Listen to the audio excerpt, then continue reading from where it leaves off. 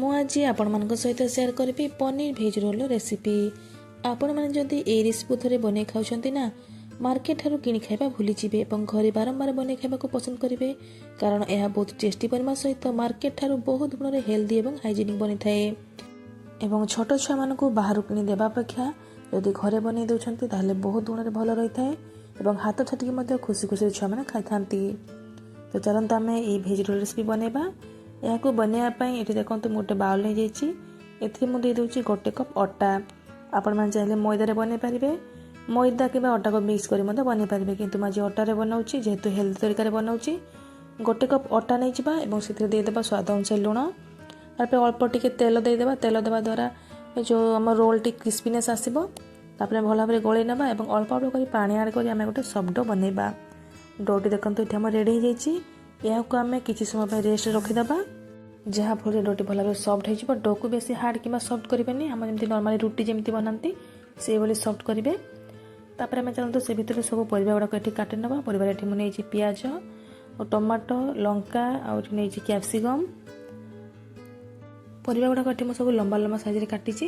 ପରିବା ଗୁଡ଼ାକ ସବୁ କାଟି ସାରିଲା ପରେ ଏଠି ଦେଖନ୍ତୁ ମୁଁ ଗୋଟେ ବାଉଲ ନେଇଯାଇଛି। ଏଥିରେ ଦେଇଛି 1/2 ଚାମଚ ହଳଦୀ ଗୁଣ୍ଡ, ଲଙ୍କା ଗୁଣ୍ଡ, ଜିରା ଗୁଣ୍ଡ, ଧନିଆ ଗୁଣ୍ଡ, 1 ଚାମଚ ନେଇଛି କିଚେନ୍ କିଙ୍ଗ ମସଲା।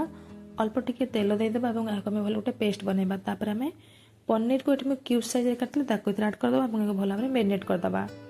ଏଠି ପନିର ଭଲ ଭାବରେ ମ୍ୟାରିନେଟ୍ ହୋଇଯାଇଛି। ତାପରେ ଚାଲନ୍ତୁ ଗ୍ୟାସ୍ ଅନ୍ କରି ଗୋଟେ କଢ଼େଇ ବସାଇ ନେବା। କଢ଼େଇରେ ଦେବା ତେଲ।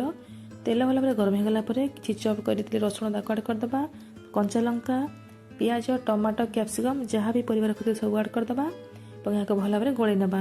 ତାପରେ ଦେଇଦେବା ସ୍ୱାଦ ଅନୁସାରେ ଲୁଣ। ପରିବା ଗୁଡ଼ାକ ଅଳ୍ପ ଟିକେ ଭାଜି ହୋଇଗଲା ପରେ ଆମେ ଏହାକୁ ସାଇଡ଼୍ କରିନେବା।